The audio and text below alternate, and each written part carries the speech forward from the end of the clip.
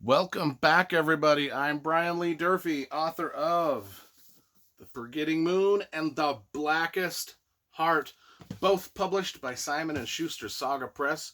Today, we are going to be reviewing another Peter F. Hamilton novel, Salvation Lost. This is the direct sequel to Salvation. Now, maybe some of you saw my review of Salvation a few months ago. Well, we're doing the sequel now, Salvation Lost. Go ahead and watch this one first if you haven't. Okay, here's how you find this review, because I probably won't provide a link. If you want to find the review for this, just go to your YouTube search bar. This is very simple. Type in my name. You can just type in my last name, Durfee. And then type in Salvation or Peter F. Hamilton. The review will appear on your screen magically. You can watch it. And then you can go back and you can watch this one. Or you can watch this one first, then that one. I don't really care what order you do it in. Or you can just watch this review and then maybe watch other stuff on my channel. I don't care. I got like 500-600 videos that you can choose from. Just type my name in the search bar. They're there. Anyway, let's get to this. We always talk about the covers first. You know, these covers are pretty basic sci-fi. Simple graphic, simple typeface. Not much to them. They work, though, for the story at hand. We don't need anything, don't need any fancy illustration. This gets it. This gets it. It's nice. It says big book. It says everything we need. So, what is this about? Peter F. Hamilton books are about dense scientific subjects. These things are these are space operas with a grip of hard science fiction information just layered over the top of it, layered throughout the plot. Everything about these books, everything about Peter F. Hamilton books you got to pay attention when you read these things. You can't just read these as if you're reading like a really quick Star Wars Legends novel.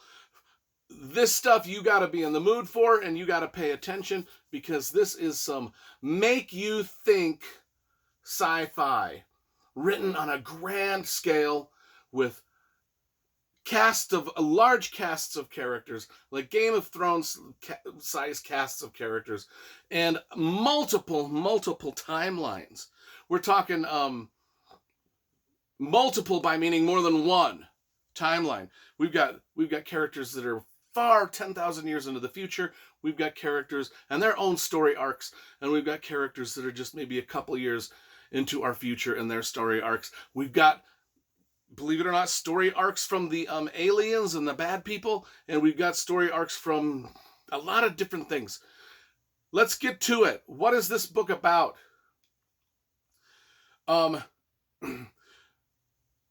Like I said, this is a sequel, so we're jumping in, and I'm not going to give any spoilers away from what happens in this book. Just rest assured, there's no spoilers in my reviews. The Comparative Utopia, I'm just going to read this brief paragraph on the back.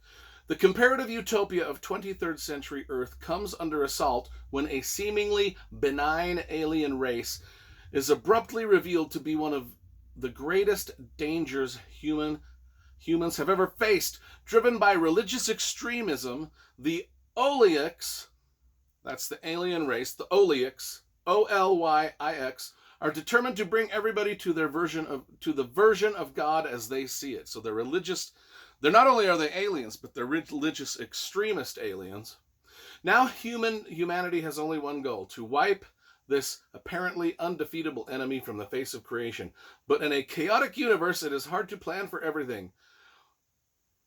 It is always darkest before the dawn. So what's going on here? We've got a lot of things happening in book one. We don't really want to mention any of that, because these books are just so involved that I can't really talk too much about them without giving away a lot of the stuff. But let's just say there's a main starship.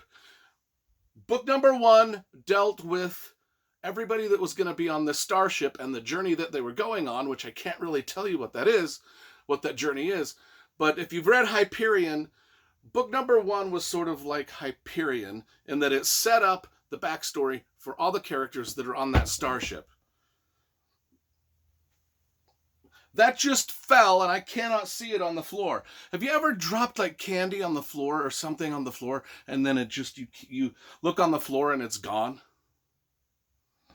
That book fell on my floor, and it has vanished into oblivion. I don't know where it went. But anyway, where was I? The people on the starship. In book 1, it was like Hyperion, if you've read Hyperion or seen my review of that.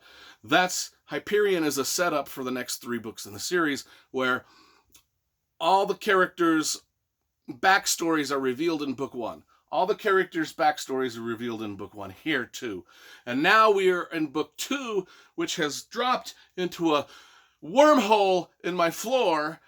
In book 2, we have the actual starship voyage with our characters Yuri, Callum, Kendara, Alec, and Jessica, and they are all off, and we get to know them. And that timeline takes place in about 2200 to 2250, somewhere right there. And then we've got another timeline of the characters Ureli and Delana. They're in the far, far future. They are like way, way, way out in the future, like 10,000 years. And then we've got some other characters that are sort of this crime syndicate, like this legion of criminals. And it's run by Ollie and Tronde. I think it's Olsi and Tronde. I can't pronounce any of the names in this book, folks. Tronde or Trond or something like that. And they are also involved in their criminal activities. But all 3 of these, everything is related in a space-time continuum, even though each storyline takes place in a different period of time in this ongoing war against the Onyx. Even though some of it's 10,000 years in the future, you can see the threads of all of it tie together, if that makes any sense. Like I said, Peter F. Hamilton books are, and I've got a lot of Peter F. Hamilton books. I got most of them. I'll show you up here. I've got those, and then I've got the Night's Dawn trilogy up there. Anyway, I hope you saw those. Anyway, one of my favorite sci-fi writers, and he, specifically because his plots are so involved and so dense and deep and convoluted and character-driven, and then on top of that, you've got the hard science fiction and the vast, just mind-blowing, epic science fiction ideas that he's talking about.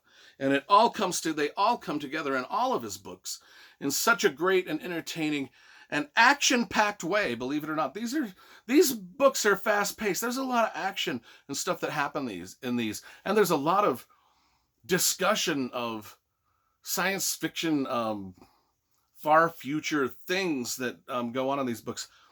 I'm going to do a brief search for the book that fell. I think I might have it bounced under the coffee table. But let me, because we're going to wrap this up. Okay, got it. Salvation Lost. Salvation. The 3rd book in the trilogy, Saints of Salvation. I just bought it. We will be reading that and reviewing it soon. I give Salvation Lost a good 9.5 out of 10, as all of Peter F. Hamilton's books are just some of the greatest science fiction you are ever going to read.